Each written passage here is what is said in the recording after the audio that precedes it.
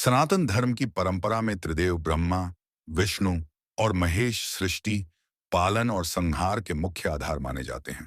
इन तीनों देवों के पास अद्भुत और अपार शक्तियां होती हैं, जिनमें उनके दिव्यास्त्र भी शामिल हैं। ब्रह्मा जी के पास ब्रह्मास्त्र, भगवान विष्णु के पास सुदर्शन चक्र और भगवान शिव के पास त्रिशूल तथा पाशुपतास्त्र जैसे अत्यंत घातक अस्त्र होते हैं।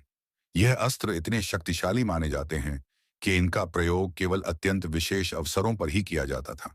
किंतु कुछ ऐसे भी महर्षि हुए हैं जिन्होंने अपनी तपस्या, योग बल और ब्रह्म ज्ञान के बल पर इन त्रिदेवों के अस्त्रों को भी रोकने की क्षमता प्राप्त कर ली थी। आइए जानते हैं उन महान ऋषियों के बारे में जिन्होंने दिव्यास्त्रों तक को निष्क्रिय कर दिया। महर्षि विश्वामित्र एक समय पर क्षत्रिय राजा थे, लेकिन उन्होंने घोर तपस्या करके ब्रह्मर्षि पद प्राप्त किया। उन्होंने इतनी कठोर साधना की कि वे ब्रह्मास्त्र जैसी दिव्य शक्तियों के झाता बन गए।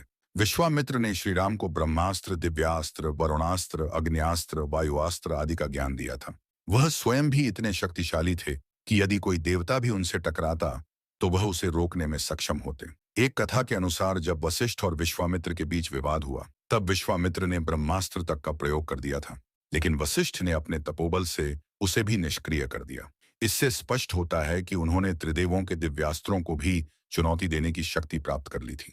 वशिष्ठ एक महान ब्रह्मर्षि थे जिनकी तपस्या, ज्ञान और धैर्य की प्रशंसा स्वयं देवताओं ने की है। उन्होंने अपने तपोबल और ब्रह्मतेज से कई बार ब्रह्मास्त्र जैसे प्रलयंकारी अस्त्रों को निष्क्रिय किया। सबसे प्रसिद्ध कथा तब की है जब राजा विश्वामित्र ने क्रोध में आकर वशिष्ठ पर ब्रह्मास्त्र का प्रयोग किया, परंतु वशिष्ठ ने अपने योग बल और तप शक्ति से ब्रह्मास्त्र को अवशोषित कर लिया और उसे निष्क्रिय कर दिया।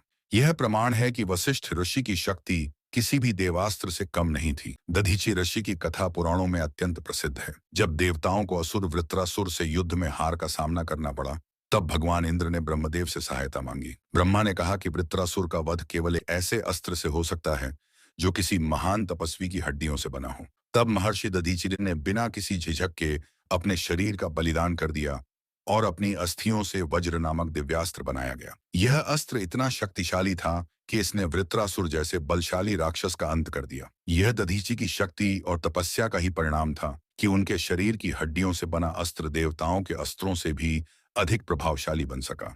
महर्षि भृगु को ब्रह्मा के मानस पुत्रों में से एक माना जाता है। वे भी अत्यंत तेजस्वी और शक्तिशाली रीतितीय ऋषि थे। एक प्रसंग में जब त्रिदेवों के बीच श्रेष्ठता का विवाद हुआ, तो भृगु ऋषि ने तीनों की परीक्षा लेने का निश्चय किया। जब वे भगवान विष्णु के पास पहुंचे और उन्हें बिना कारण लात मारी, तो विष्णु ने उन्हें न केवल क्षमा किया बल्कि उनके चरण दबाने लगे। यह उनकी सहनशीलता का प्रतीक था, परंतु यह भी दर्शाता है कि भृगु ऋषि में इतनी शक्ति थी कि वे सीधे त्रिदेवों की परीक्षा लेने का साहस कर सके। उनके शापों और आशीर्वादों की शक्ति से देवता भी भयभीत रहते थे। मार्कंडेय ऋषि की गणना अमर ऋषियों में होती है। वे भगवान शिव के परम भक्त थे। जब यमराज उन्हें मृत्यु देने आए, तब मार्कंडेय शिवलिंग से लिपट गए और भगवान शिव स्वयं प्रकट होकर यमराज पर त्रिशूल चला दिया।